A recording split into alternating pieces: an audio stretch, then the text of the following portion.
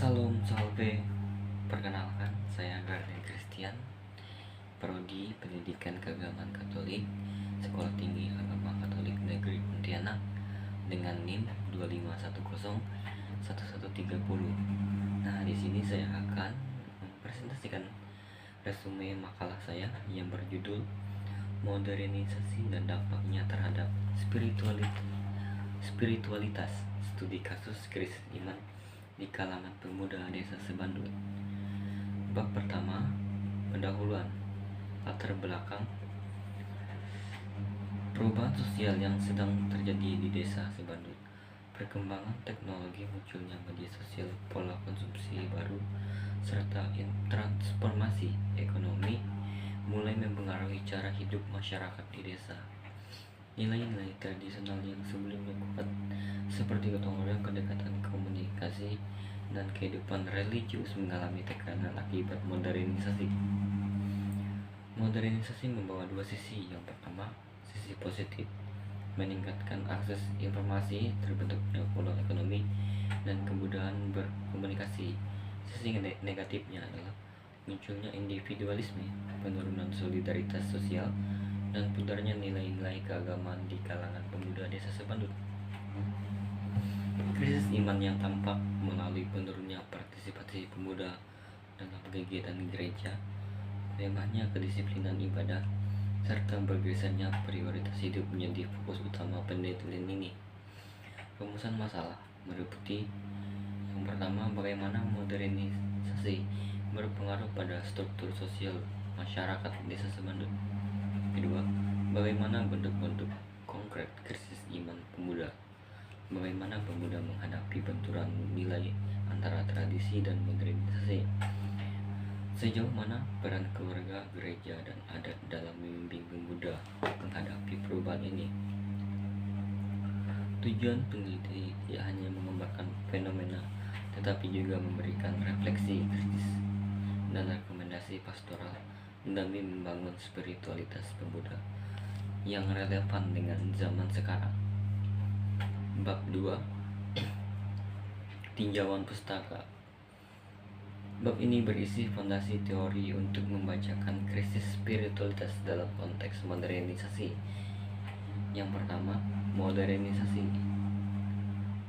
Modernisasi diartikan sebagai proses perubahan sosial yang ditandai oleh masuknya teknologi digital, peningkatan rasionalitas dan pengambilan keputusan, pergeseran struktur ekonomi, perubahan pola hubungan sosial. Nah, dalam konteks desa, modernisasi tidak terjadi secara menyeluruh tetapi bersifat parsial, sehingga sering menimbulkan ketidakseimbangan antara nilai tradisional dan tuntutan modern. Yang kedua, sekularisasi. Menurut Mark Weber, dunia modern ditandai oleh penghilangan pesona atau disheartenment, di mana agama tidak lagi menjadi pusat seluruh aspek kehidupan. Emile Durkheim menegaskan bahwa modernisasi melemahkan ikatan sosial yang dibangun oleh agama. Implikasinya, generasi muda memiliki spiritualitas baru yang lebih bebas, subjektif, dan tidak terikat institusi gereja. Yang ketiga, disorganisasi sosial. Merujuk pada teori nomine Durkheim, masyarakat yang mengalami perubahan cepat sering tidak memiliki norma yang stabil. Akibatnya, pemuda berada dalam kondisi yaitu kebingungan nilai, krisis identitas, hilangnya tujuan spiritualitas. Yang keempat, spiritualitas pemuda. Spiritualitas didefinisikan sebagai dimensi terdalam dari manusia yang berkaitan dengan makna hidup, hubungannya dengan Tuhan, sesama, dan alam. Bagi pemuda modern, spiritualitas tidak perlu diwujudkan melalui ritual formal, tetapi sering hadir sebagai pencarian makna secara personal. Yang kelima, konflik nilai. Konflik nilai muncul antara nilai religius atau ketaatan, kesederhanaan komunal versus nilai modern, kebebasan, kesenangan, dan individualisme. Konflik ini yang menghasilkan ketegangan spiritualitas pada pemuda desa Sebandut. Bab 3, metodologi penelitian. Nah, penelitian menggunakan metode kualitatif karena ingin memahami pengalaman dan pandangan pemuda secara mendalam, bukan sekedar angka atau statistik. Desain penelitian. Nah, jenisnya studi kasus. Lokasi berada di desa Sebandut, daerah pedalaman dengan akses terbatas namun sedang mengalami modernisasi bertahap. Subjek penelitian. Subjek yang saya teliti pada ini yaitu pemuda berumur 16-30 tahun dengan beragam latar belakang pekerjaan dan pendidikan. Tokoh agama yaitu pengajar gereja, pengurus gereja, dan ketua umat. Tokoh adat yaitu ketua adat. Yang keempat, orang tua dan anggota keluarga pemuda. Teknik pengumpulan data. Yang pertama yaitu wawancara mendalam mengenai pengalaman iman, kebiasaan ibadah, pengaruh teknologi, pergaulan, dan motivasi hidup. Yang kedua, observasi pada kegiatan gereja yaitu bakti sosial, ruang pergaulan, rosario, serta lingkungan sosial di desa. Dokumentasi berupa catatan jadwal misa, kegiatan OMK, dan lain-lain. Teknis analisis menggunakan analisis tematik yaitu pencarian tema inti dari data lapangan seperti tema ekonomi itu prioritas kerja. Yang kedua, tema relasi sosial yaitu pergaulan. Yang ketiga, tema digitalisasi media sosial. Yang keempat, tema geografi yaitu hambatan jarak. Yang kelima, tema pastoral atau pendampingan gereja. Bab 4, hasil dan pembahasan. Dari bab ini saya menemukan bahwa modernisasi membawa dampak kuat terhadap spiritualitas pemuda melalui 5 faktor utama, yaitu kondisi sosial desa Sebandut. Desa yang secara geografi terpencil, kondisi ekonomi menengah ke bawah, dan sarana transportasi juga terbatas. Modernisasi masuk terutama lewat internet, ponsel, dan media sosial, bukan lewat perubahan fisik infrastruktur secara besar-besaran. Yang kedua, faktor ekonomi dan pendidikan. Pemuda banyak yang bekerja dan merantau.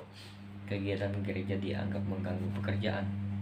Pendidikan iman kurang karena materi pendalaman iman yang minim, kurangnya role model religius di dalam lingkungan keluarga. Yang ketiga, pergaulan dan hiburan modern. Nah, pemuda lebih tertarik pada hobi yang pertama nongkrong, minum minuman keras, nonton band, nonton digital, dan perjudian daripada kegiatan rohani. Perubahan gaya hidup ini membuat spiritualitas komunal semakin merosot. Yang keempat, teknologi dan media sosial. Faktor paling dominan pemuda menghabiskan waktu untuk bermain sosial media seperti TikTok, Facebook, game online, dan lain-lain. Media sosial menyerap perhatian dan menciptakan spiritualitas instan, di mana pemuda menganggap ibadah tidak lagi relevan dan membosankan. Hambatan dan jarak. Nah, akses dari gereja juga sulit karena keterbatasan transportasi. Hal ini mengurangi partisipasi misa dalam kegiatan OMK. Yang keenam, pandangan tokoh agama. Nah, tokoh agama menilai bahwa keluarga kurang mendampingi anak-anaknya dalam hal iman. Kedua, OMK tidak konsisten mengadakan kegiatan. Perlu kreativitas baru dalam membangun pastoral kaum muda yang lebih sesuai dengan zaman. Analisis dengan teori, modernisasi, perubahan nilai sosial, krisis spiritualitas, sekularisasi, pemisahan agama dari kehidupan sehari-hari, itu disorganisasi sosial, hilangnya pedoman moral bagi pemuda, konflik nilai, yaitu benturan antara tradisi dan modernisasi. Bab 5 penutup. Kesimpulan, penelitian ini menunjukkan bahwa modernisasi membawa perubahan besar terhadap kehidupan pemuda desa Sebandut, terutama dalam hal spiritualitas. Pengaruh teknologi, pergaulan, perubahan ekonomi, serta lemahnya pendampingan keluarga menyebabkan terjadinya krisis iman. Namun, krisis ini bukan hilangnya iman secara total, tetapi perubahan cara pemuda menghayati iman. Spiritualitas pemuda bergerak dari yang komunal menjadi lebih individual, yang ritualistik menjadi eksperiensial berdasarkan pengalaman pribadi, yang bersifat kewajiban menjadi pilihan pribadi.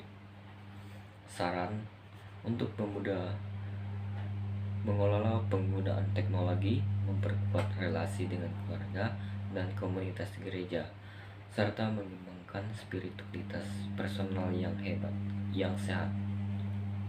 Untuk gereja, mengadaptasi teknologi digital untuk pembinaan iman. Yaitu kedua, menata ulang program OMK agar lebih kreatif, relevan, dan dekat dengan dunia kepemudaan. Melibatkan pemuda dalam pelayanan dan kegiatan sosial. Yang ketiga, untuk keluarga, dalam keluarga perlu menjadi pendidik iman pertama dan utama dengan memberikan teladan nyata dalam kehidupan sehari-hari. Untuk akademis, mendorong penelitian lebih lanjut tentang spiritualitas generasi muda dalam konteks pedesaan dan digitalitas. Nah, sekian dari presentasi dari resume makalah saya. Semoga makalah ini dapat berguna bagi kita semua. Mohon maaf jika ada kekurangan atau kesalahan dalam penyusunan dan kekurangan dari makalah saya, mohon dimaafkan. Sekian dari saya ucapkan terima kasih.